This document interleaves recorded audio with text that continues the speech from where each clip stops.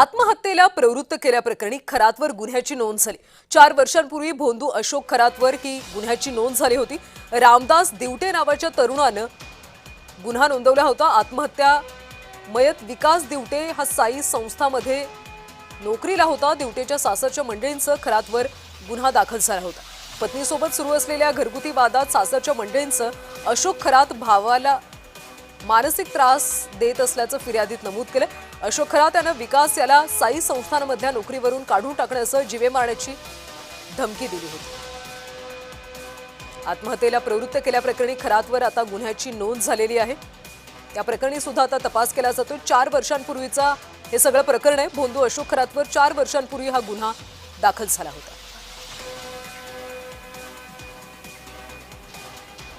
रामदास दिवटे या तरुणाने आत्महत्या केली होती।